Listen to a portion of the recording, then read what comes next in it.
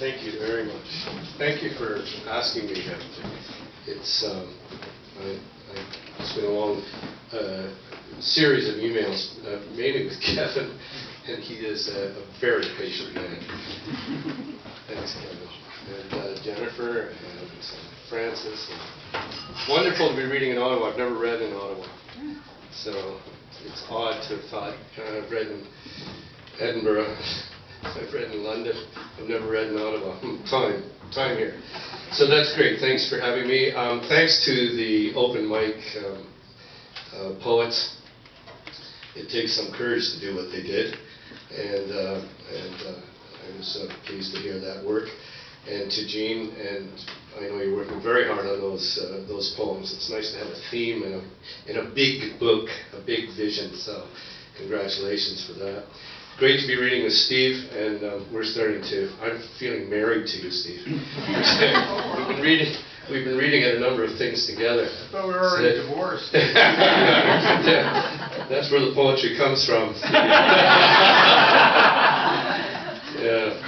The only reason I don't write novels the way Steve does, he writes poetry and novels, and short stories. I write poetry and that's it. But that's only because I can't write novels.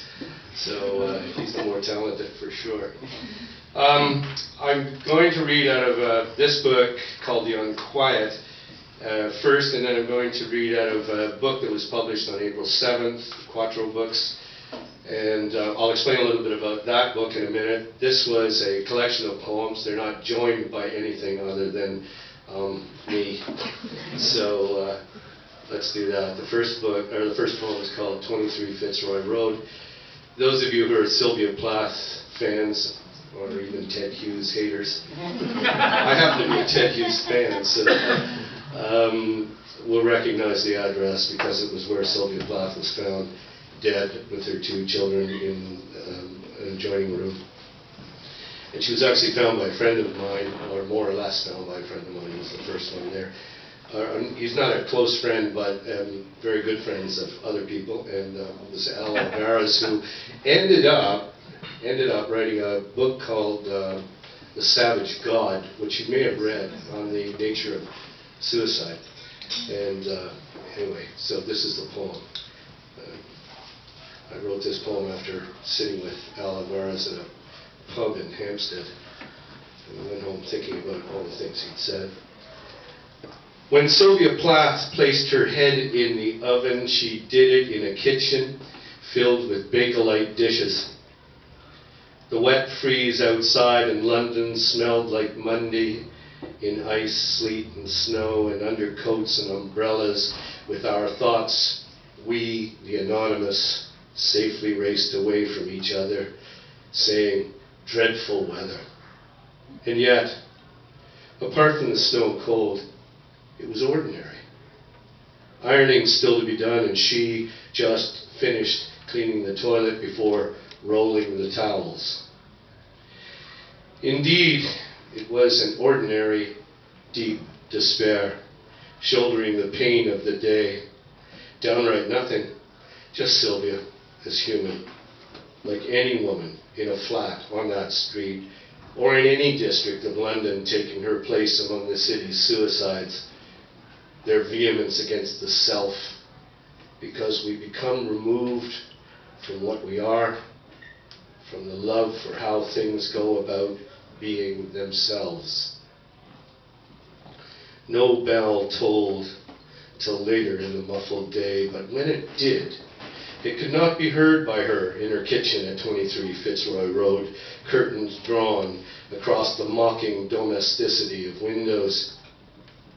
She was dead, wearing the smile of accomplishment.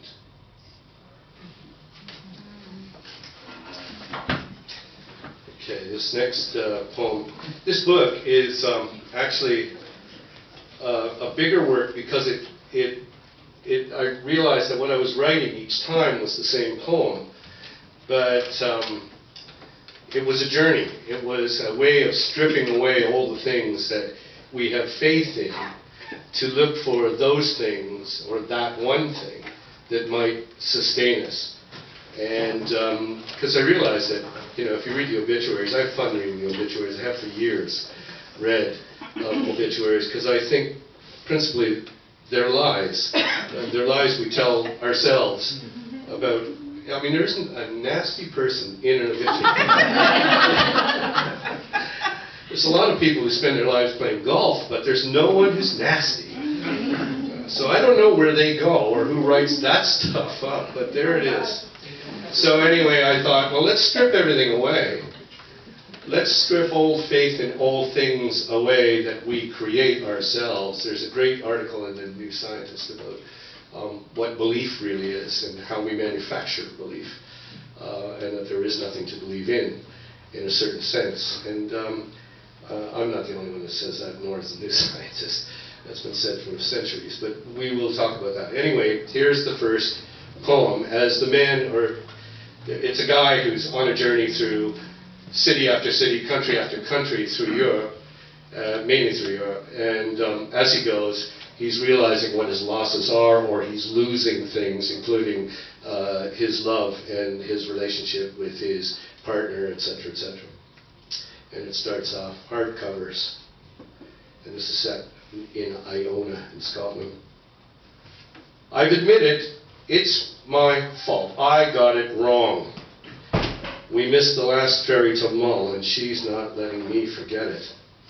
She's raiding weapons in her deliberate silence. She's stockpiling ammunition behind her teeth, launching rockets under her breath and into pages between the stiff, hard covers of her diary.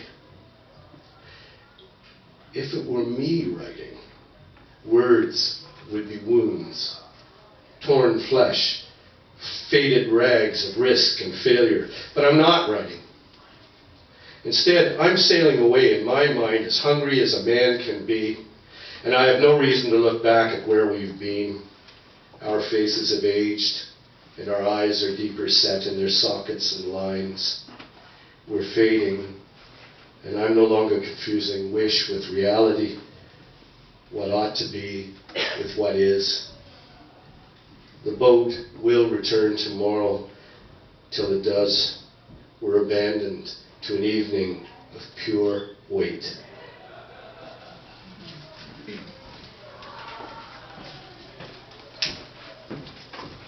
Okay, if that didn't make you unhappy, this one will. Working on it here. There's a place called Empuria's Emporii. It's a Greek and Roman city built before, all before Christ, up to 600 BC. And it's an amazing place. It's still being dug out of the sand, and they've been working on it for, I think, 30, 40 years maybe by now.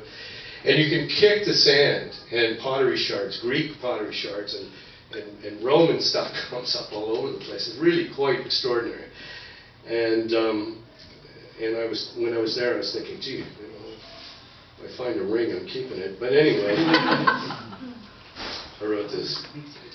In silence, we made our way through ransacked furnishings, walking on the agony and debris of those never loved, their broken voices, centuries' errors and mistakes, standing on the corpse of so many days. All that fear constituted in the dust of ruins of a great city. I was shoplifting history, picking up pottery shards, secreting a child's gold ring into my pockets, small speculations of past, empires, broken pieces. To hell with the warning signs.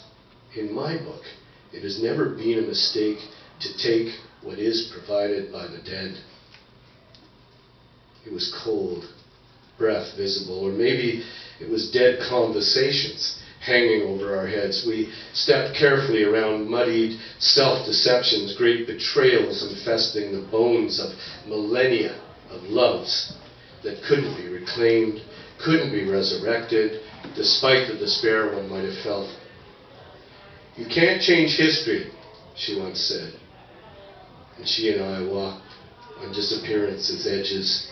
Even her thoughts were emptied of me. Our hands were far away from touch. our eyes assuming a puzzlement of change. We drifted around each other the way fighters feel the other out, measuring distance.